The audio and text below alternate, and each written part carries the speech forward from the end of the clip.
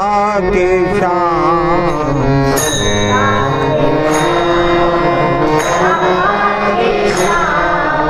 सीता के राम राधा के श्याम।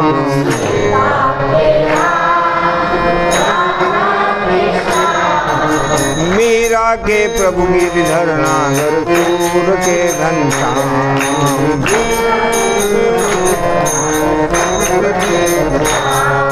मीरा के प्रभु गिरधर नागर सूर के घनश्याम।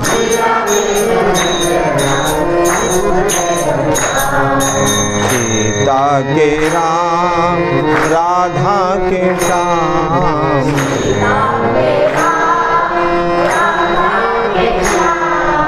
सीता के राम राधा के श्याम।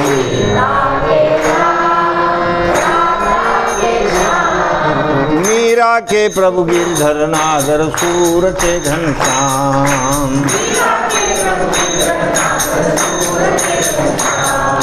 मीरा के प्रभु गिरधर नागर सूर के घनश्याम। सीता के राम राधा के श्याम।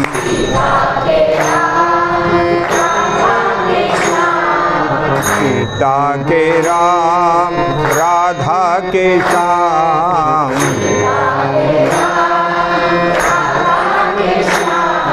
मीरा के प्रभु गिरधर नागर सूर के घनश्याम। मीरा के प्रभु गिरधर नागर सूर के घनश्याम। प्रभु रामचंद्र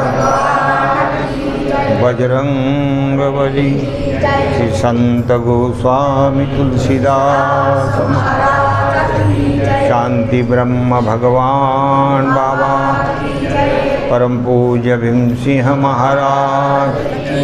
परम पूज्य भक्तराज महाराज। सब संतन की।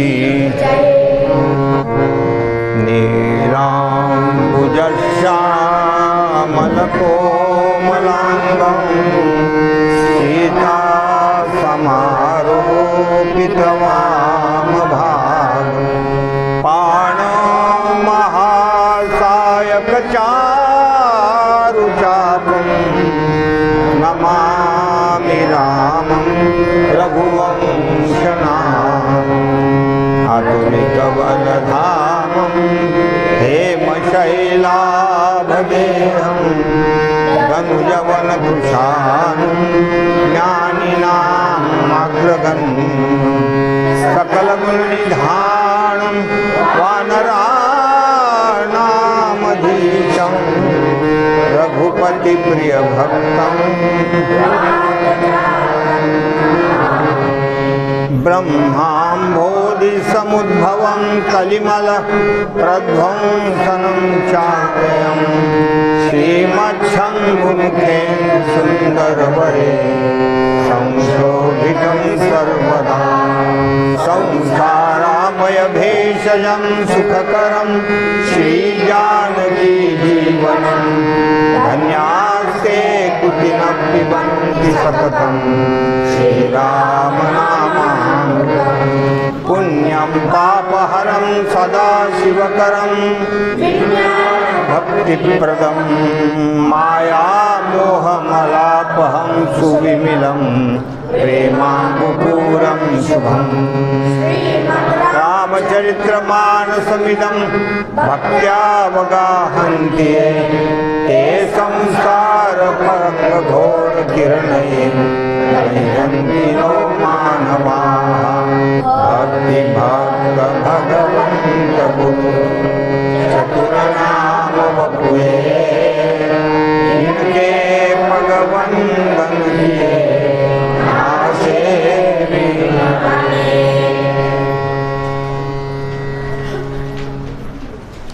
आनंद कंद भगवान श्री रामचंद्र प्रभूची कथा भगवत साक्षात्कारी असलेले श्री संत गोस्वामी तुलसीदासजी तुम्हाला आम्हाला सांगतायत.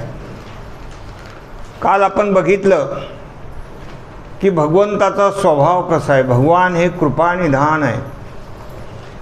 रहती न प्रभु चित चूक किए की करत सुरती सय बार हिये की. एकदा आपण भगवंताला शरण गेलो ते परमात्मा आपल्याकडून घडलेल्या ज्या चुका आहेत त्या चुकीकडे दुर्लक्ष करतात आणि भगवंताचा जो कृपेचा वर्षाव आहे तो अव्याहत आहे. काही काही भक्तांची इथे जे नाव दिलेले आहेत त्यांच्याकडून घडलेली जी चूक आहे त्याच्यामध्ये भगवान रामचंद्र प्रभू म्हणतात की त्यांच्याकडून चूक घडली नसती, माझ्याकडूनच कृपेचा वर्षाव थोडा कमी झाला. हा एक भगवंताचा स्वभाव आहे. कृपानिधान परमात्मा आहे. रहतीन प्रभु चित चूक किए की करत सुरती म्हणजे भगवान कशाची आठवण करतात. सय बार हिये की ज्या वेळेला त्याने शुद्ध अंतःकरणातून माझी शरणागती पत्करलेली आहे. तसं बघितलं तर हा जो वाली आहे हा वाली भगवंत त्याच्यावर रागवले होते. ज्यावेळेला त्याला बाण मारला नाही का बाणामध्ये तो खाली पडला. तो वाली खाली पडल्यानंतर भगवान रामचंद्र प्रभू समोर जाऊन उभे राहिले. अगोदर तर झाडाच्या आड उभारून बाण मारला होता. तो ज्यावेळेला घायाळ झाला त्यावेळेला समोर जाऊन उभे राहिले. तर तिथे असं वर्णन आहे. हृदय प्रीती मुख बचन कठोरा देखा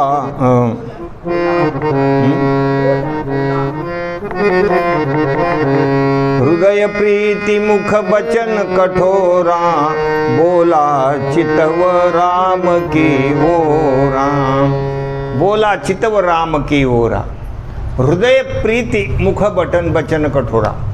भगवंताच्या दर्शनानं अंतःकरणामध्ये खूप आनंद झाला. त्याला प्रेमभाव निर्माण झाला. हृदय प्रीती मुख बचन कठोरा. तोंडातून मात्र थोडा कठोर बोलला. आणि भगवान काय बघतात अंतरीची. हा काय बोलतोय याच्या मुखातून काय निघतं याच्याकडे लक्ष नाही. त्याच्या आत काय आहे आतलं कळतं. म्हणून आत चांगलं पाहिजे. पारमार्थिक जीवन हे आत चांगलं पाहिजे. बाहेरून एखाद्याला आपल्याकडून काही उपचार घडले नाही घडले, काही सेवा घडली नाही घडली तरी. म्हणून बघा तुम्ही हृदय प्रीती मुख बचन कठोरा बोला चितव राम की ओरा. धर्म हेतू अवतरे गुसाई मारे मोहि बाधकी नाही. देवा तुम्ही धर्माचं रक्षण करण्याकरता अवतार घेतलेला आहे. धर्म हेतू अवतरे गुसावी. मला त्या व्याधासारखं का मारलं, झाडाच्या आड उभारून का मारलं हे मला सांगा. मै बैरी सुग्रीव प्यारा कारण कवननाथ मोहि मारा. मला कारण सांगा. अवगुण कवननाथ मोहि मारा. मै बैरी हो मी तुमचा काय वैर केलं, तुमचं माझं कुठे खटकलं. आणि सुग्रीव तुम्हाला आवडतो. तुमचं तर ब्रीद वाक्य आहे समोहम सर्वभूतेषु न मे द्वेषोस्ति न प्रिय. असं का केलं, काय म्हणायचं वालीला. कुठतरी ग्रंथावलोकन केलेलं दिसतंय त्याने. चातुर्मास काढलेला दिसतोय वालीनं, आहे की नाही. काय चुकलं माझं सांगा. मै बैरी सुग्रीव प्यारा अवगुण कवननाथ मोहि मारा. त्यावेळेला भगवंतांनी त्याचे अवगुण सांगितले की अनुजबधू भगिनी सुतनारी सुनु सठ कन्या समये चारी इन्हई कुदृष्टि बिलो कही जोई ताही बधे कछु पापन होई. भगवान सांगतात की तू पापी आहे. तुला हे कळत नाही की अनुज बधू, अनुज म्हणजे भावाची बायको, बधू म्हणजे बायको. अनुज बधू भगिनी म्हणजे बहीण, सुतनारी म्हणजे सुनबाई, मुलाची बायको सुनबाई म्हणतात त्याला. अनुज बधू भगिनी सुतनारी आणि सुनु सठ कन्या समयेचारी आणि मुलगी. या चार स्त्रिया, सठ म्हणजे मूर्खा, हे चार स्त्रिया सारख्या असतात. त्यांच्याकडे कुदृष्टीनं बघायचं नाही. या चार स्त्रिया भगवंतांनी सांगितल्या अनुज बधू भगिनी सुतनारी सुनुसठ कन्या समयेचारी इन्हई कुदृष्टी बिलो काही जोई. आणि यांना जे काही तू कुदृष्टीनं पाहिलं, तुला काही कळतं का म्हणले? अरे त्याला एकतर हाणून मारून काढून दिलं. कोणाला? सुग्रीवाला. इतकं मारलं त्याला, इतकं मारलं, त्याचे सगळे हाडं फ्रॅक्चर करून टाकली आणि पुन्हा त्याची बायको हिसकून घेतली. हे तुला शोभलं का? म्हणून तुला मारलं. आता हा इतिहास मी तुम्हाला मुद्दाम सांगितला, कारण पुढे कसं आलेलं आहे भगवंताचा स्वभाव. आता हा जो सुग्रीव आहे, सुग्रीव भगवंताला शरण गेलेला आहे आणि सुग्रीव म्हणतोय की तुम्हीच माझे आई वडील आहात, तुम्हीच माझे आई वडील आहात. तुम पितू मातू जाऊ कहाँ अब पद जल जाता, मोरे प्रभू तुम पितवारू माता. सुग्रीव भगवंताला शरण गेला आणि सुग्रीवाने भगवंताचे पाय धरले आणि सुग्रीव असं पण बोलायला लागला की मला असं वाटतं की आता या संसारात काही पडले नाही, सातत्यानं तुमच्या चरणारविंदीत राहावं, तुमच्याबरोबरच राहावं. काय खरं आहे, सगळा मायामोह, काही पडलं नाही याचं. अशा प्रकारे सुग्रीव म्हणला. पण भगवान थोडं त्यावेळेला स्मित हास्य करतात, कारण असे बोलणारे बरेच असतात, असे महामोहाच्या गोष्टी करणारे बरेच असतात. काही खरं नाही, माझं माझं कबाड ओझं, हां स्मशान वैराग्य, हां असे बरेच लोक बोलणारे असतात. काय आपल्याबरोबर येतं आणि जवळचं तर काहीच देत नाही, देत तर काहीच नाही. हो, तर हे सगळं जे आहे अशा प्रकारचं भगवान स्मित हास्य करू लागले. त्या वैराग्याच्या बाबतीत सुनी संयुत बाणी असं वर्णन आलेलं आहे. तर भगवान म्हणतात की बा 4 महिन्यात आता सध्या आम्हाला काही शोध वगैरे करायचा नाही, मी प्रवर्षण पर्वतावर राहणार आहे. सध्या त्या कार्यक्रमाला सुट्टी आहे म्हणले, काहीच करायचं नाही. मग 4 महिने प्रवर्षण पर्वतावर भगवान राहिले आणि याला जो राजा करून टाकलं. कोणाला? सुग्रीवाला राजा केलं. राजा केलं तर त्याने बी ताराबरोबर लग्न करून टाकलं. म्हणजे इथं काय सांगितलं? जही अघ बधेऊ व्याध जिमे बाली, फिरी सुकंठ सोयी किनी कुचाली. ज्या पापामुळं व्याधासारखं झाडाच्या आड उभा राहून कुणाला मारलं? वालीला मारलं. आणि याने काय दिवे लावले? सुग्रीवाने. सुग्रीवानं राज्य प्राप्त झालं तर त्यांच्या बायकोबरोबर लग्न लागलं. म्हणजे आता भगवंताचा स्वभाव काय आहे? व तो एकदा शरण आला म्हणजे परमात्मा असं सांगतो, तो माझा भक्त आहे, तो मला शरण आलेला आहे. मग इथे वर जे रहतीनं प्रभू चित्त चूक की आहे की त्याच्याकडून जी चूक झालेली त्याच्याकडे देव परमात्मा लक्ष देत नाही. त्याच्या अंतःकरणात जो माझ्याविषयी शुद्ध भाव निर्माण झाला होता त्याच्याकडे परमात्मा, म्हणून कधी कधी काही माणसं म्हणतात बापरे असं कसं होऊ शकतं, असं कसं शक्य आहे, हे कसं शक्य आहे. तर ते त्रेतायुग आहे. तर त्रेतायुगामध्ये काय होतं? आयुर्मान खूप होतं. आपण आपल्या पद्धतीनं थोडंसं याला प्रश्न सॉल्व करायचा प्रयत्न करू. कोणाला पटलं तर ठेवा, नाही तर माझं मला परत देऊन टाक, असं काही नाही. हो, तर त्रेतायुगामध्ये कसं आयुर्मान खूप होतं. त्यावेळेला त्या ताराला जर वैधव्य प्राप्त झालं तर त्यावेळेला किती हजारो वर्ष लोक, 99,000 वर्षाचं दशरथ राजाचं आयुष्य होतं. 14 चौकड्या लंकानाथा असं ते होतं. तर त्यावेळेला त्या ताराला सती जाण्यापासून यांनी रोखलं. नाही तर अगोदर कसं आहे, पतीच्या देहाबरोबर त्या सती जायच्या, म्हणजे शरीर लगेच चांगलं असून तंदुरुस्त असून निरोगी असून सुद्धा ते भस्म व्हायचं ना. त्या अगोदर अशी ती पद्धती होती. तर ते रोखलं आणि तिला पत्नीचं स्थान दिलं असेल म्हणा किंवा पत्नी केला असेल असं आहे. पण एका दृष्टीनं जसं वालीनं काय क्रिया केली होती तशी नव्हती. वालीनं जबरदस्तीने हिसकून घेतली होती. एवढा थोडासा त्याच्यामध्ये काय आहे, अंतर आहे. पण गोस्वामी तुलसीदासजी हे सगळे अंतर्यामी संत असल्यामुळं जसं व्यासादिकांना हे सगळं दिसत होतं काय काय घडलेलं. हे जे काही लिखाण आहे हे काही उचललं पेनन लिहिलं असं काही नाही बरं. त्यांना ते प्रत्यक्ष दिसत होतं सगळं. जसं भगवान महादेव चरित्र सांगतात, डोळे झाकले की त्यांना ते सगळं दिसत होतं की भगवान काय काय लीला करतात म्हणून त्यांना दिसत होतं. हे सगळं दिसत असल्यामुळं जे लिहिलं ते बरोबर काय आहे त्यांनी पाहिलेलंच आहे की यानं सुद्धा ताराबरोबर लग्न केलं. मग काय झालं, भगवान त्याच्या चुकाकडं काही लक्ष देत नाही. परमात्मा म्हणतात तो मला शरण आलेला आहे आणि आता भगवान आपल्याकडे ती गोष्ट खेचत आहेत की माझ्याच कृपेच्या वर्षावामध्ये थोडं कमी पडलो आहे. नाही तर त्याने असं नसतं केलं. ते चांगलं आहे. हो. म्हणजे हा भगवंताचा स्वभाव आहे. म्हणून आपण एखाद्या वेळेला जर अंतःकरणातून भगवंतावर प्रेम केलं, शरण गेलो, तर तेवढं एखाद्या वेळेला बिडी पेलो बुवा, कधी आपण तंबाखू खाल्ली, म्हणजे खाऊ नका, पण परमात्मा एवढं काही ध्यान देत नाही, जाऊ द्या, खाऊ द्या. हो, त्याने अगोदर माझी शरणागती घेतलेली आहे असं या ठिकाणी सांगितलं. जेही अग बदेव ब्याध जे मी बाली फिरी सुकंठ, सुकंठ म्हणजे सुग्रीव, सुकंठ सोयी किनी कुचाली, म्हणजे त्यांनी सुद्धा तशीच चाल, कुचाल झाला म्हणतात. आता ते तर द्या सोडून, सोयी करतू ती बिभीषण केरी सपनेव सोन राम हे हेरी. बिभीषणानं सुद्धा मंदोदरीबरोबर विवाह केला, त्या मानस पियुषमध्ये ग्रंथामध्ये त्याचा उल्लेख, बिभीषणानं सुद्धा. आता त्याला तोच प्रकार असेल, ही मंदोदरी कदाचित सती जाण्याची तयारी करीत असेल, त्याला काहीतरी तिथे, आपल्याला काही तिथे आपण नव्हतो, आपल्याला माहिती नाही, आपण फक्त चांभार चौकशी करत असतो, आज कम झालं बा, आणि प्रत्यक्षात आपण काही तिथे नव्हतो काय झालं ते. कधी कधी अशी घटना घडत असते बघा. आता सध्या कलियुगामध्ये सुद्धा काय होतं, एखाद्याचं लग्न होतं, दोन तीन भावाचं कुटुंब असतं, ते एखाद्या मोठ्या भावाचं लग्न झालं, महिना दीड महिन्यात काहीतरी होऊन जातं, असं तो मरून जातो, ॲक्सिडेंटली मरून जातो. मग एखाद्या वेळेला घरामध्ये चर्चा होते, सगळे आपले परिवारातले लोक म्हणतात, 1-1.5 वर्षाच्या फरकानं तर तो लहाना भाऊ आहे बा, आता ही पूर्ण आयुष्य कशी काय काढील, आहे की नाही, असं कधी कधी चर्चा होते. आणि मग तिला काय होतं, आहे ना, झालं ना, तर असं ते तिला स्वीकारलं जातं.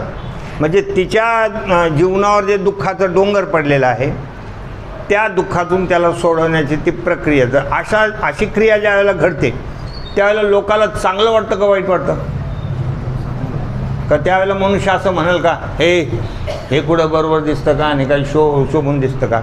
अरे महिना 2 महिन्यात तिच्या अंगावर ते डोंगर कोसळलेलं आहे, आणि त्या लहान भावानं तिचा स्वीकार कर. नाहीतर मोठ्या भावाची बायको ही आईसारखी असते, आईसारखी असते, आणि छोट्या भावाची बायको ही मुलीसारखी असते. सुनुसठ कन्या समयेचारी, छोट्या भावाची बायको ही कशासारखी असते, मुलीसारखी आहे. मोठ्या भावाची बायको भाऊजाई ही आपल्या आईसारखी असते. हे शास्त्र आहे. पण असा जो प्रसंग आहे, अशा प्रसंगामध्ये तसं या मंदोदरीचं नाव आपण पतिव्रता याच्यामध्ये घेतो ना. मंदोदरी तीच आहे का दुसरी एखादी, आणि ही जी तारा आहे तीच आहे का दुसरी तारा आहे. याच्यातली तारा आहे का हरिश्चंद्र राजाची.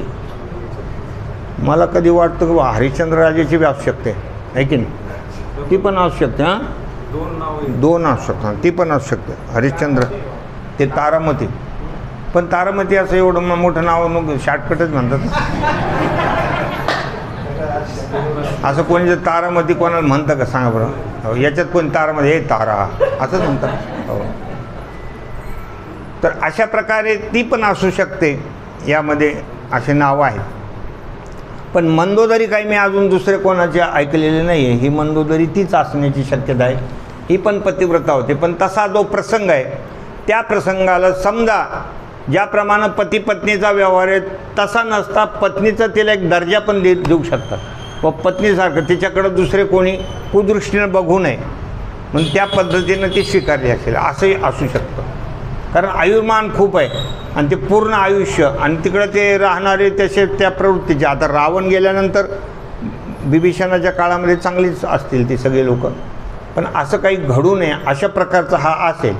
पण मुळात आपला प्रतिपाद्य विषय असा आहे की भगवंताचा स्वभाव असा आहे की बिभीषणाचे सुद्धा त्या चुकीकडे बघितलं नाही आणि सुग्रीवाच्या चुकीकडे बघितलं. इथं सांगितलं की सोयी करतू ती बिभीषण केरी सपनेऊ सोन राम हे हेरी.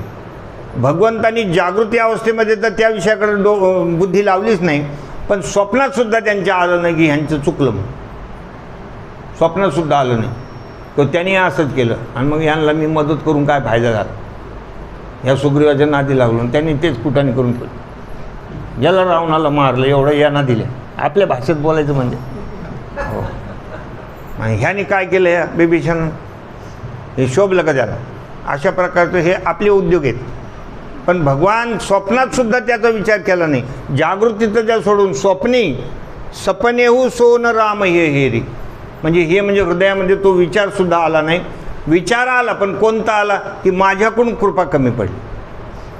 हा विचार हा भगवंताचा स्वभाव. परमात्मा कृपाघन आहे. सर्व धर्मां परित्यज्य मामेकं शरणं व्रज. हां, म्हणजे तो सर्वांगानं शरण आलेला आहे. हां, जो शरण आलेला आहे आपल्याला, याच्याकडं दोषाकडं परमात्मा बघत नाही.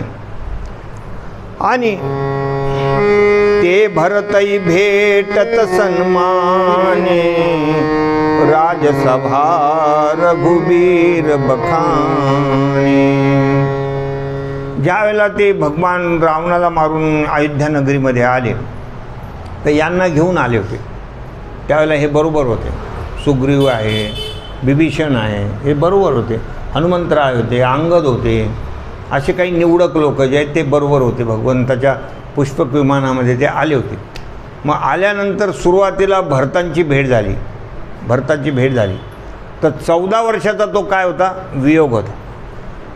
आणि 14 वर्षाच्या वियोगानंतर माझा अत्यंत प्रियतम असलेला माझा भाऊ मला भेटतोय, की ज्यानं काया वाचा मन सगळं मला समर्पित केलेलं आहे. तर त्याची भेट घेताना इतरांचा विसर पडत असतो. जसं 2-3 महिन्याला पती त्याच्या माहेरी गेलेले, नंतर अगोदरच्या जुन्या काळामध्ये कोणीतरी एखादं बरोबर द्यायचे. मग ते पायी वगैरे राहायचं, टांगा राहायचं, काय राहायचं, ते घालायचं, तो नेऊन घालायचा. तो माणूस असा राहायचा की ही त्याच्या काय मुलीसारखी राहायची. ते त्यावेळेला वेगळं काळ वेगळा होता, ते नेऊन घालायचं. तर नाथांनी तो दृष्टांत दिलेला आहे की त्या ठिकाणी पतीशी पहुळल्या त्या मजुराशी विसरली, असं ते दृष्टांत आहे. की ही जी आहे की ही त्या माणसाला बरोबर घेतलेली, पण ज्या वेळेला त्या ठिकाणी पतीचं काय होतं, भेट होते, त्यावेळेला तो बरोबर आलेला माणूस जो आहे त्याचा विसर पडतो. तसं बऱ्याच काळानंतर अत्यंत प्रियतम असलेल्या बंधूचं भेट झाली. त्यावेळेला भगवंताला या सगळ्यांचा विसर पडायला पाहिजे होता. परंतु भरताला गेल्यानंतर त्यांची भेट झाल्यानंतर अगोदर राजसभा रघुवीर बखाणे, तिथं भगवंतानी यांचं वर्णन केलं. कोणाचं, सुग्रीवाचं आणि विभीषण. भगवान म्हणतात सुग्रीवाचं केवढं मोठं काम सांगू तुला भरता, काय या विभीषणानं मला मदत केली, काय बोलावं यांचा स्वभाव, आणि काय केलं यांनी उद्योग बघा. म्हणजे यांच्याकडून झालेली जी चूक आहे ती चूक त्याच्याकडं परमात्म्याला लक्ष दिलं नाही, त्यांचा सन्मान केला. इथे सांगितलं ते भरतई भेटत सन्माने, राजसभा रघुबीर बखाने. या राज्यसभेमध्ये मोठ्या याच्यामध्ये सगळ्याच्या लवाजमा असताना तिथं त्यांनी सन्मान केला भगवंताने. प्रभु तरुतर कपिडार पर, ते किए आपु समान, रामा ते किए आपु समान. तुलसी कहून राम से, साहिब सील निधान, सियावर रामचंद्र पद.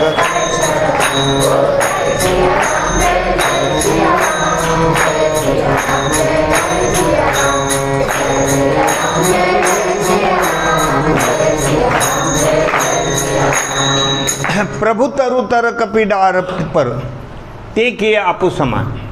आता कसं आहे, जे कोणी आपले स्वामी असतील, मालक असतील, त्यांनी उच्च आसनावर बसायला पाहिजे.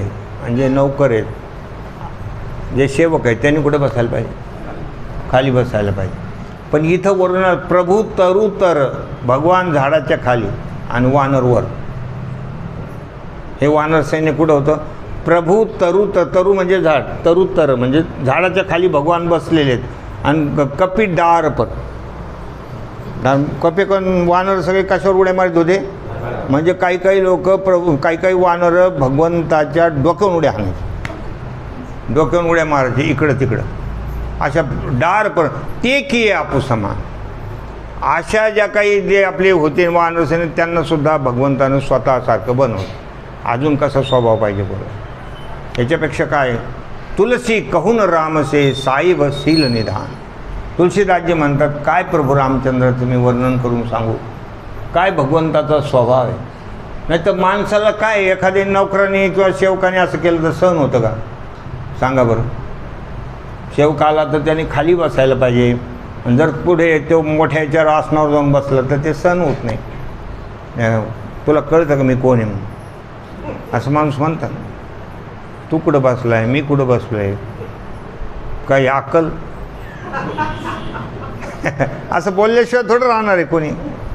होतं की नाही आज सांगा? एखादा मोठ्या हुद्द्यावर साहेब आहे आणि समजा एखादा जाऊन त्याच्या खुर्चीवर बसला आणि ते साहेब आल्यावर म्हणे समोरच्या खुर्चीवर बैस, तर तो साहेब काही करील?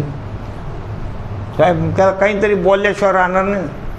रागावलं का, तुला काही कळतं का म्हणून कोणाची खुर्ची आहे ती? तर हे भगवंताचं बघा तुम्ही की हे पार झाडाच्या वरच्या शेंट्यावर उड्या मारू राहिले सगळे वानरं, आणि भगवान खाली बसले. काही झाडं होते, काही कधी कायऱ्या पडत असतील, यांना लागत असतील, त्याचा काही नियम आहे का?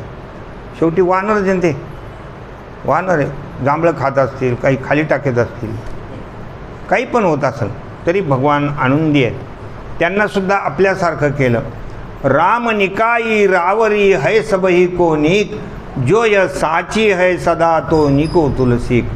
हे भगवान रामचंद्र प्रभूचा एक स्वभावातला चांगुलपणा आहे. निकाई म्हणजे चांगुलपणा, भगवंताच्या स्वभावातला अत्यंत चांगला चांगुलपणा आहे. आणि तो सगळ्याच है सबई कोणी, म्हणजे सर्वांच्यासाठी, केवळ त्या वानर सैन्यासाठी, सुग्रीवासाठी, विभीषणासाठीच आहे असं नाही. सगळ्या प्राणीमात्रावर भगवंताची तेवढाच कृपाभाव, सगळ्यात तेवढा कृपाभाव आहे. आपण प्रभू भगवंताची भक्ती करत नाही, आपण त्याचं नामस्मरण करत नाही. है सबही कोणिक, भगवंताचा स्वभाव सगळ्यासाठीच चांगला आहे. अहो ते एवढा तो वाली होता, पण भगवान वळले ना त्याच्या स्वभावाने. वाली एवढा बोलला आणि पुन्हा वाली म्हणला की देवा तुम्ही त्या भित्र्या सुग्रीवाच्या नादी लागले. तुमचं काम होतं ते सीतामाईचा शोध घ्यायचा, आणि ते भेक्कडे मिळले, त्याला काय? तुम्ही मला जर सांगितलं असतं ना तर त्या रावणाला असं झिंज्या धरून आणलं असतं, म्हणजे असं झिंज्याला धरून उपटून आणलं असतं, सगळ्या लंकानगरी उलथीपालथी करून टाकले असते. असं तो म्हणला, कोण? वाली. आणि तुम्ही त्याच्या नादी लागले, म्हणजे तो काय तुमचं काम करणार आहे? भगवान त्याच्याकडे बघून हसायला. भगवान म्हणतात अजून वेळ गेलेली नाही. भगवान कळवळले ना, भगवंताचा स्वभाव आहे. अरे वेळ गेलेली नाही, अचल करो तव राखो प्राणा. मी तुला अजूनही तसंचे तसं करू शकतो. मला काही गरज नाही तुला ICUमध्ये ॲडमिट करायची वगैरे, तिथं न्यायची, ते भूल द्यायची, ऑपरेशन करायचं, याची काही आवश्यकता नाही. मी तुला हाताचा स्पर्श करून अचल करो तव राखो प्राणा, बाली कह सुनु कृपा निधान. वाली भक्त झाला होता ना, म्हणून त्या ठिकाणी वाली मी तुला पुन्हा पूर्ववत करतो, काही चिंता करू नको. हा भगवंताचा स्वभाव आहे. कारण याने आपल्या भक्ताला एवढं बदाडलेलं आहे, तरी पण भगवान त्याच्यावर वळले की नाही सांगा तुम्ही? अचल करवतो राखो प्राणा. वालीने सांगितलं नाही मला नाही जगायचं म्हणलं. आता काय जगण्यात काय अशी वेळ येईल का? जन्म जन्म मुनी जतन करा, अंत राम कधू आवत नाही. जन्म जन्म मुनी जतन करा, ही अंत राम कछू आवत नाही. आणि असा योग पुन्हा कधी येणार? म्हणजे मी अगोदर तर आम्ही कपी, मोठे मोठे ऋषीमुनी लाखो वर्ष तपश्चर्या करतात, तर त्यांना हा योग येत नाही. आणि मला ही संधी सापडली, आणि मला करायचं काय या शरीरात ठेवून? हे फार काही आमर थोडं जे कधी आज न उद्या जाणारच आहे, पण अशी संधी कधी सापडेल? अशी संधी करून मी काही इतका एवढा येडा नाही म्हणले देवा, तुम्ही मला अचल करवतो राखो प्राणा. हो, मी एवढा हुकेल थोडंच आहे. मला सगळ्या गोष्टी कळतात की अशी संधी येणार नाही. असा कोण माणूस आहे की जो या ठिकाणी आंब्याचे झाडं तोडून टाकीन, त्याच्या जागेवर बाबळ्या लावेल? असं एखादं पागल आहे का कोणी शेतकरी? सांगा तर, की चांगले हापूस आंब्याचे तोडून टाका म्हणजे इथं बाबळ्या लावू.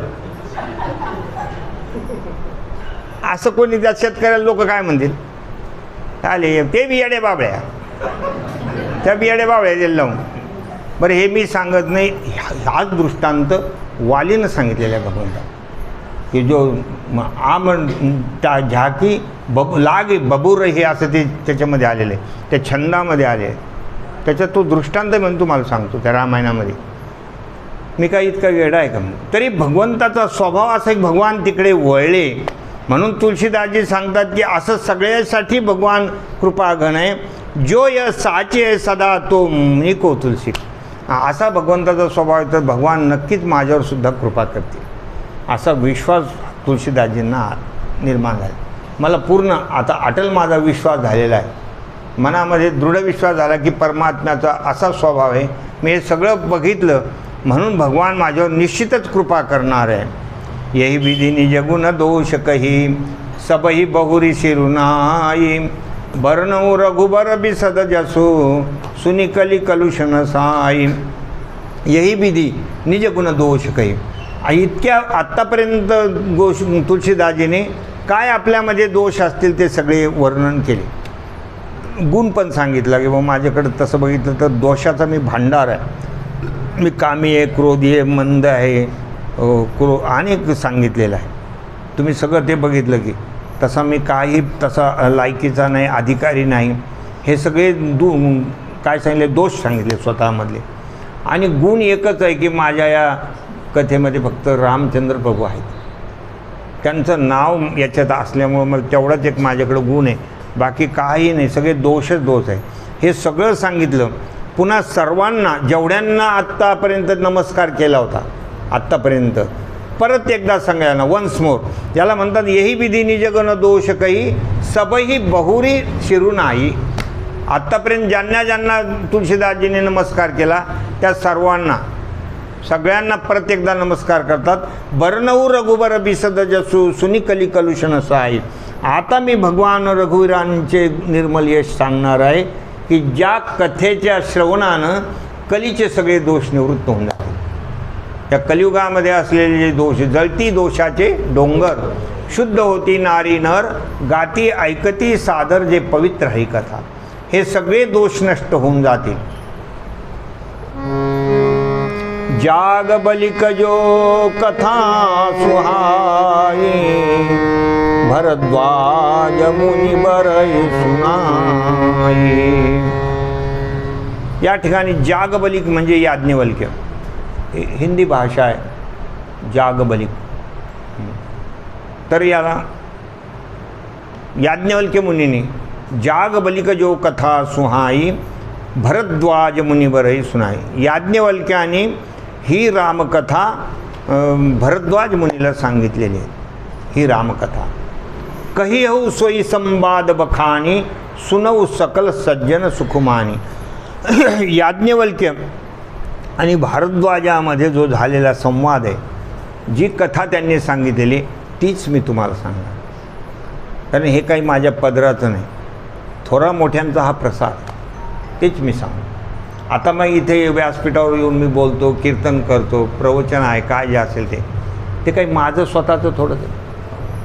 आमचे आदरणीय प्रातस्मरणीय आमचे वडील भक्तराज महाराज त्यांचे जे शब्द आहेत, त्यांच्याकडून चालत आलेला आहे. त्यांचंच हा फोडिले भांडार धन्याचा हा माल, मी तो हमाल भारवाही. ज्याप्रमाणे एखाद्या मालकाची गाडी असते आणि हमालानं फक्त पोते आणून गोदामात टाकायचे असतात, मी तो हमाल भारवाही. तसा तो माल त्यांचा आहे, त्यांची ती सगळी गोष्ट आहे. हे माझं स्वतःचं याच्यामध्ये काहीच नाही. त्याप्रमाणे तुलसीदासजी सांगतात की हे मी सांगत नाही आहे तुम्हाला कथा, भारद्वाज मुनीचा आणि याज्ञवल्क्यांचा हा संवाद आहे. याज्ञवल्क्य मुनी पण खूप अधिकारी आहे, भारद्वाजसुद्धा खूप अधिकारी आहे. त्यांच्या कथा श्रीमद भागवतामध्ये आलेल्या आहेत. भारद्वाज ऋषीचा जन्म कसा आहे, याज्ञवल्क्यांच्या जीवनामध्ये काय काय आहे, याच्यासाठी तुम्हाला श्रीमद भागवत ग्रंथामध्ये तुम्ही बघा, तिथे ते आहे त्यांचा अधिकार. कही येऊ सोयी संवाद बखानी. त्यांच्यात झालेला हा संवाद मी तुम्हाला वर्णन करून सांगतो. सुनऊ सकल सज्जन सुखखानी. आणि हा जो संवाद आहे तुम्हाला सुखाची खाण आहे. तुम्हाला सुखाची एखादी काहीतरी सापडला ठेवा असं तुम्हाला वाटेल. पण सज्जन हो, तुम्ही एकाग्र मनाने आहे. तुम्ही सगळेजण सज्जन हो, आणि तुम्ही सज्जन आहात म्हणून तरी इथे येतात. सज्जन म्हणजे ज्यांचं हृदय पवित्र आहे, ज्यांना रामप्रभूविषयी प्रेम आहे, हे सज्जनच असतात. मग तुम्ही त्या ठिकाणी हे मन लावून ऐका. संभुकीनय चरित सुहावा बहुरी कृपा करी उमय सुनावा. सोई शिवका कभुसुंडी दीन्हा राम भगत अधिकारी चिन्हा. संभुकीनय चरित सुहावा. भगवान महादेवानं नेत्र बंद करून आणि प्रभू रामचंद्रांचं हे चरित्र आपल्या हृदयामध्ये अगोदर स्थापित केलं. ज्याप्रमाणे व्यासांनी जे 18 पुराण वगैरे लिहिलेले आहेत ते व्यासांनी त्या ठिकाणी ध्यान लावून ते सगळे अगोदर आपल्या हृदयामध्ये स्थापित करून घेतले. जे काही व्यासांनी लिखाण केलेले लाखो करोडो श्लोक व्यासांचे ते त्यांच्या हृदयामध्ये, आता महाभारताचे किती 1 लाख श्लोक आहेत ते अगोदरच त्यांच्या हृदयामध्ये प्रिंटिंग झालेलं आहे त्याचं. हो, अगोदरच ते झालेलं आहे आणि नंतर ते बसले, गणरायांना बोलवलं आणि ते लिखाण करायला होते. गणपती बाप्पा लिखाण करायला आणि व्यास महर्षी सांगायला. दोघंजण बसलेले. का तर गणपती बाप्पाशिवाय हे दुसरं कोणी काम करू शकत नाही, कारण हे लिखाण करण्याचं काम चतुर लागतो त्याला, ते सगळे बुद्धीचं दैवत आहे. गणपती बाप्पा म्हणजे खूप हुशार, खूप त्या ठिकाणी लिखाणामध्ये एक्सपर्ट. मग इकडचा शब्द तिकडं, इकडची वेलांटी तिकडं, असं कधीच होऊ शकत नाही. इतकं त्यांच्या ठिकाणी काय होतं, म्हणून त्यांना बोलवलं व्यासांनी. गणपती बाप्पांनी सुद्धा त्यांना याचं हे होतं काय की मी हे सगळं करू शकतो म्हणून. त्यांना सगळं माहीत होतं की आपण किती करू शकतो. मग ते पण म्हणले बघा व्यास महर्षींना की तुम्ही मध्ये थांबायचं नाही, तुम्ही अभ्यास सांगत राहायचं, कारण मी जितकं सांगाल तितकं पटपट पटपट लिहून घेईल. आपल्या मशिनरी काम करणार नाही तेवढं ते काम करणार आहे गणपती बाप्पा. मध्ये थांबायचं नाही. तुम्ही जर मध्ये थांबले तर मी ती लगेच लेखणी टेकून जाईल आणि तुम्ही तुमचं काम. मी चाललो, कारण माझे भक्त बरेच आहेत, मोर्या मोर्या म्हणणारे.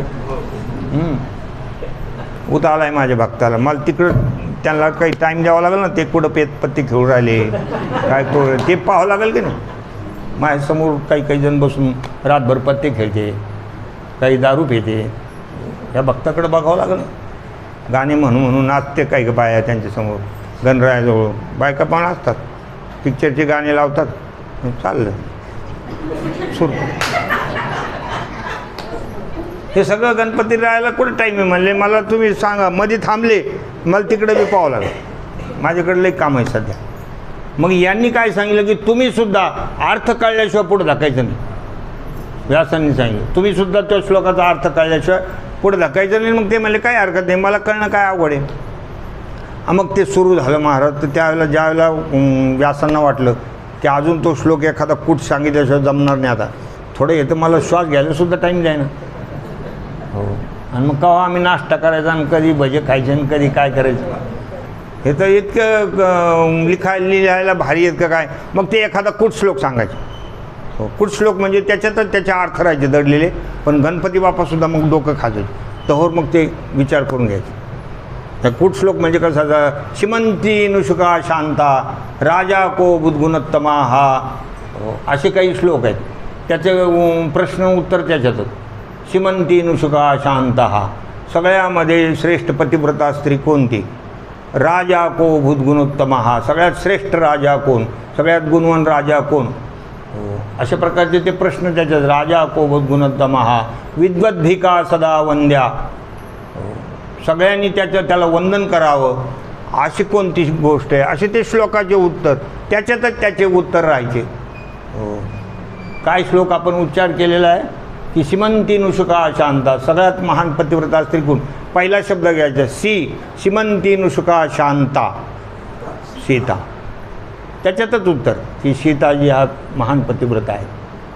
राजा को भूतगुणोत्तम, रामराज झाले रामराज, हे त्याच्यातच उत्तर. विद्वद्भिका सदा वंद्या, म्हणजे सगळ्यांनी वंदन करावं अशी गोष्ट कोणती, विद्या. विद्या हे ते सगळ्यांना त्या असे ते श्लोक सांगायचे.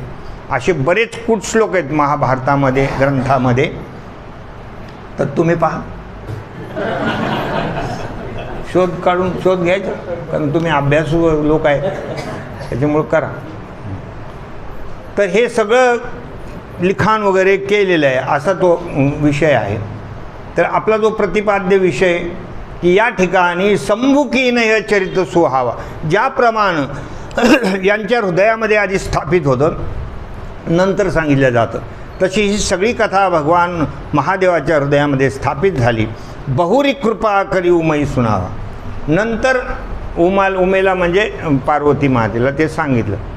बायको म्हणून नाही, बायको म्हणून नाही, ते कशी होती, अधिकारी होती. आणि अधिकारी बघून सांगितलेलं आहे. नाही तर कोणाला वाटेल बुवा असं काही गैरसमज करून घेऊ. आणि माणसं राहते, माणसं स्वभाव असतो, काही झालं तर ते बायकाला सांगितल्याशिवाय राहतं. असं सगळ्यापासून चोरून ठेवतील पण तिथं सांगितल्याशिवाय राहायचे. आणि शास्त्र असं म्हणतं की काही काही गोष्टी बायकाला सांगू नये. काही काही का होईना पण सांगायला पाहिजे. आपल्याला किती पगार आहे नाही सांगायला पाहिजे. हो, नाही तर मग अवघड आहे. मग त्याचे गणित आहेत, त्याचा हिशोब आहे. असं काही काही गोष्टी जाऊ द्या. आता तिकडं जर कळलं ना आपण तर जरा थोडा अजून हो. तर अशा प्रकारे या ठिकाणी सांगतात शंभुकीने चरित सुहावा बहुरी कृपा करी उमही सुनावा सोयी शिव काक भुसुंडी दीना राम भगत अधिकारी चिन्हा. आणि जी रामकथा पार्वतीला उमाला सांगितली तीच रामकथा काकभुसुंडीनं सांगितली भगवान महादेवाने. का सांगितली तर राम भगत अधिकारी चिन्हा. ते रामभक्त आहेत, ते अधिकारी आहेत आणि अधिकारी जिथं असतात तिथं ते द्यायला काही हरकत नाही. भगवान श्रीकृष्ण परमात्मा अर्जुनाला गीता सांगतात तर अर्जुनाचा अधिकार भगवान श्रीकृष्ण परमात्मा स्वतः सांगतात की या लागी सुमनो आणि शुद्धमती जो अनिंदको अनन्यगती पैगा गौप्यही तया प्रती चावळी जे सुखे इदंतु ते गुह्यतमम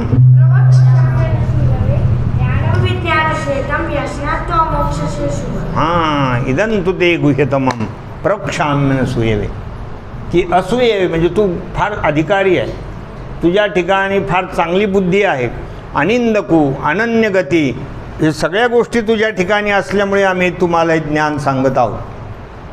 म्हणून अधिकारी भेटणंसुद्धा एक वक्त्याचं काय असतं लक्कीच असतं. वक्त्याला जर एखाद्या अधिकारी वर्ग मिळाला तर त्याचं ते भाग्य असतं. जसं कीर्तनकाराचं भाग्य आहे, मृदंग वाजवणार चांगला पाहिजे, गाणारी म्हणजे 2-4 जण कमी पण चांगली स्वतःला स्वरत पाहिजे, ते त्याचं नशिबाच्या गोष्टी असतात. कधी कधी कीर्तनकाराचं सुद्धा कशी नशिबानं थट्टा असं होतं त्याचंसुद्धा. मृदंगवाला आपला कस्तरी भेटतो डुबुक डुबुक डुबुक असं करतात आणि त्या काही ताल नाही, स्वर नाही, काही कळत नाही, काय येत नाही. हो, मला एक जण म्हणला भेटला होता असं, तर मी म्हणलं बाबा हे तुझ्या बोलाचे नाव काय आहे? तो म्हणला 2-2 रुपयाला पाऊलीस कमी. असे तर त्याचे शब्द वेगळेच बदलेल. हो, तर असे काही असतात की ते त्यांच्या हिशोबानं वाजवत राहतात.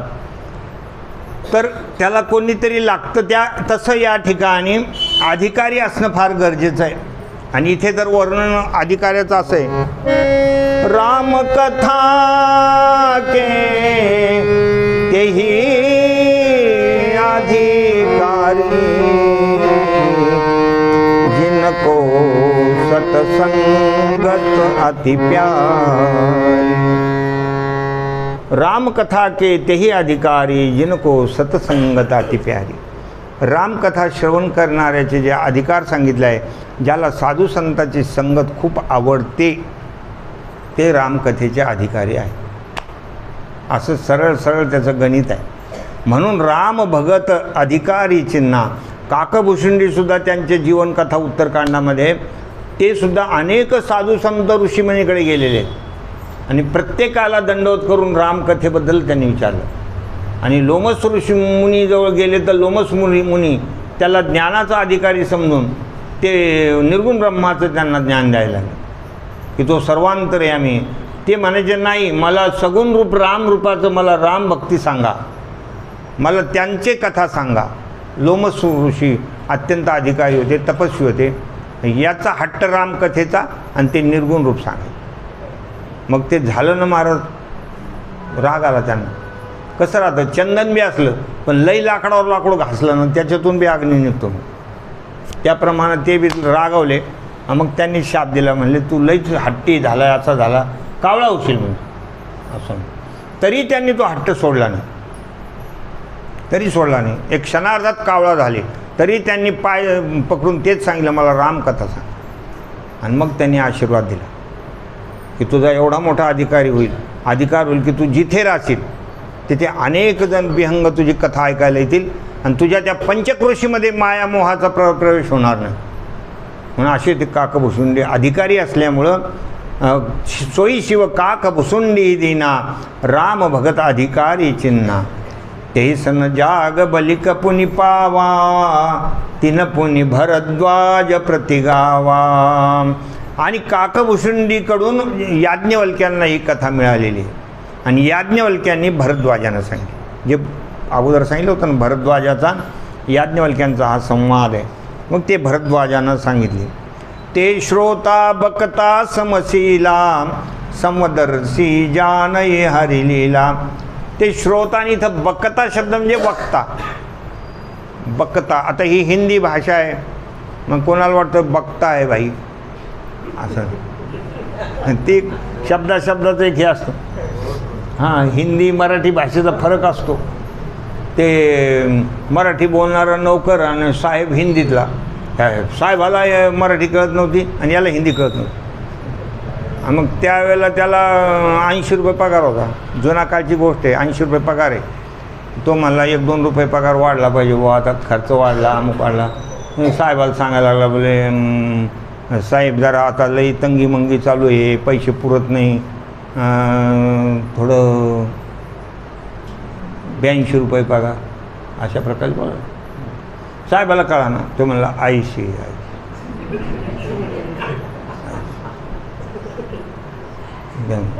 नाही ना, कपडे लपते वगैरे घ्यावं लागते. मग आता विचारा बुवा तुम्ही 90 करायला पाहिजे.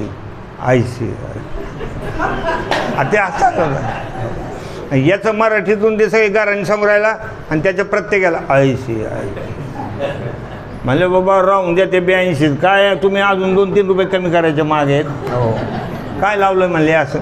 हो, याला वाटलं हे 80 ठेवायचे मागे. हो, याचा अर्थ याने काय लावलं, हे 80वरच स्थिर आहे बा अजून. हो, असं ते मराठीचा आणि हिंदीचा संवाद फार अवघड असतो. इथे वक्ता बकता म्हणजे वक्ता. ते श्रोता बकता समशीला. श्रोता आणि वक्ता हे दोघंजण समदर्शी जानही हरिलीला. याज्ञवल्क्य मुनी आणि भरद्वाज हे दोघंही सारख्या अधिकाराचे होते. समदर्शी होते, अधिकारी होते. जानही हरिलीला, दोघंही भगवंताच्या लीलेला जाणत होते. सर्वांना दोघांनाही माहिती होतं. म्हणजे अशा प्रकारचे दोघंही अधिकारी. काय त्या दोघांचं एकमेकाचं भाग्य समजा. समदर्शी म्हटलेलं आहे म्हणजे समान, काही त्यांच्यामध्ये काही कमी जास्त करता येणार नाही, अशा प्रकारचे. जानहि तीन काल निज ज्ञाना करत लगत अमलक समाना. ते दोघंही जण तिन्ही काल निज ज्ञाना म्हणजे ते सगळं त्यांना कळत होतं, सगळं मागचं पुढचं वगैरे, मागे काय आता काय पुढे भविष्यात काय होणार आहे, तिन्ही काळाचं त्यांना ज्ञान. जानही तिन्ही काल निज ज्ञाना करत लगत अमलक समाना. आणि हे सगळं ज्ञान जसं आपल्या तळहातावर असलेला जो आवळा आहे, कर्तळी आवळे, तो आवळा जसा आपल्याला चौकडून दिसतो त्याप्रमाणे आमलक शब्दाचा अर्थ आवळा. आमलक शब्दाचा अर्थ पाणी पण होतो. जसं आपल्याला हातावर पाणी आपण स्वच्छ टाकलं म्हणजे हातावरच्या रेषा लगेच सगळ्या दिसायला लागतात स्पष्ट रीतीनं. त्याप्रमाणे काय तुम्हाला, किंवा आमलक या शब्दाचा अर्थ आरसा पण होतो. असे वेगवेगळे अर्थ आहेत. आमलक म्हणजे आरसा पण होतो. जसा एखादा स्वच्छ आरसा असला, ते समोर धरला की त्याच्यामध्ये सगळं काही दिसतं. सगळं म्हणजे आपलं तोंड ते दिसतं. आणि ते कुठं काय लागलेलं असलं, कमी जास्त काही भांग असला, काय ज्याला भांग पाडायला केस आहेत त्यांच्यासाठी, ज्यांना भांग पाडायचा विषयच नाही, तर तिथे अशी गोष्ट होते. तर हे सगळं जे काही जसं दिसतं त्या आरशामध्ये, तसं यांना भारद्वाज मुनीला याज्ञवल्क्याला सगळं काही कळत होतं, मागचं पुढचं सगळं कळत. और विजय भारी भगत सुजाना कहई सुनई समुझई विधिनाना. या ठिकाणी आणखी जे काही भक्त लोक असतील की जे रामकथेला समजून घेणारे आहेत किंवा ज्यांना रामकथा समजलेली आहे आणि ते सांगतात ऐकतात, असे जो कोणी प्रेमी भक्त असतील, कहई सुनई समुझई विधिनाना. रामकथा सांगण्यामध्ये जे प्रेमी आहेत, रामकथा श्रवण करणारे जे प्रेमी आहेत, असे जे कोणी असतील ते मै पुनि निज गुर सनक सुनी कथा सो सुकर खेत समुझी नाही तशी बालपण तबाती रहे वाचेत. गोस्वामी तुलसीदासजी सांगतात मी ही रामकथा माझ्या गुरुच्या मुखानं ऐकलेली. त्यांचे गुरु कोण? बोला परत एकदा. नरहरी आनंद. आता हे नाव तुम्हाला पाठ झालं असेल की ही मी माझ्या सद्गुरूकडून नरहऱ्यानंदाजीकडून मी ही कथा ऐकलेली आहे. कुठं ऐकली तर सुकर के. सुकर म्हणजे डुक्कर. डुक्करला वराह म्हणतात. वराह क्षेत्र. वराह क्षेत्र. वराह क्षेत्रामध्ये मै पुनी निज गुर सुन सुनी. माझ्या गुरु महाराजाकडून ही कथा वाराह क्षेत्रामध्ये मी ऐकलेली आहे. समुजी नाही तशी बालपण तब अतिरहिव अचेत. त्यावेळेला मी लहान होतो, छोटा होतो वयानं. म्हणजे एवढी मला काही समजदारी नव्हती. म्हणजे काही काही गोष्टी ज्या आहेत ना त्या वयाच्या मानानं माणसाला कळत नसतात. आता काही काही कथेला लहान लहान लेकरं पण येतात, पण त्यांना एवढं काही सगळं त्याच्यातलं कळत नसतं. आमची भक्तीची एक छोटी कन्या आहे, 2 कन्या आहे तिला. एक छोटी, तिचं नाव आहे श्रीनिधी. श्रीनिधी आहे ती. मागे आपण जिथे भागवत सांगितलं, इथे बाबांच्या पुढे इथे मंडप वगैरे टाकून आमचे कवडे साहेब जे त्यांनी आयोजन केलं होतं, तर त्या कथेमध्ये ती पण होती. तर मग ती काय झाली, त्याच्यानंतर 10-15 दिवस सुट्टी होती तर राहिली. तर संध्याकाळी त्या टेरेसवर आम्ही बसायचो, गाद्या वगैरे टाकायचे आणि ती खुर्चीवर तिला बसवायचं. तर कोणत्या तरी एखाद्या विषयावरती मराठी बोलता येते तिला चांगलं, मराठी चांगलं बोलतात. मराठी भाषेमध्ये एखादा विषय कधी कधी म्हणायचं नाही आज मी माझ्या मनानं विषय निवडणार आहे, तुम्हाला सगळ्यांना सरप्राईज दे, असं ती म्हणायची. मग ती बोलायची तिच्या याच्याने एकेका विषयावर. मग ते एक दिवस त्यांनी सांगितलं आज मी आमच्या बाबावर बोलणार, अशी म्हटली. खुर्चीवर बसली तर मग बोला. मग ती बोलली तर लगे आमचे बाबा आहेत, कथा फार चांगली करतात, ते छान बोलतात, पण आमच्या डोक्यावरून जातात, असा हात करून आमच्या डोक्याच्या वरी जातात. आणि ते नेमकी योगायोगानं ज्ञानेश्वरने तिची क्लिप बनवली, ती व्हिडिओ क्लिप बनवलं. त्याच्याकडे मोबाईल होता, तर ती व्हायरल केली. तर त्यांच्या तिकडच्या कुटुंबाला इतकी आवडली ते पाहून हसून. ज्ञानेश्वरचं तर पोट दुखू लागलं, इतका हसला तो ज्यावेळेला बोलला त्यावेळेला. तर तिची ती तुम्हाला बघायची असली, त्याच्याकडे अजून असेल ती क्लिप, कोणाला बघायची असलं तर तिची जी बोलण्याची ॲक्शन होती की हे सगळं ते सांगतात बरोबर आहे, म्हणजे तिला असं म्हणायचं होतं पुढं चुकतं आहे असं मला वाटत नाही, असं तिचं बोलण्याचा उद्देश होता. पण ते मात्र आमच्यावर डोक्यावर असं ते अशी म्हणे. तर हे लहानपण असतं, लहानपणामध्ये एवढं काही माणसाच्या लक्षात येत नाही. तुलसीदासजी सांगतात समुजी नाही तशी बालपण तब अतिरहिव अचेत. मी कमी वय होतं, मला एवढं काही कळालं नाही असं ते म्हणत आहेत. याच्या पुढे अजून काय विषय आहे तो आपण उद्या बघणार आहोत. श्री गुरुचरण सरोज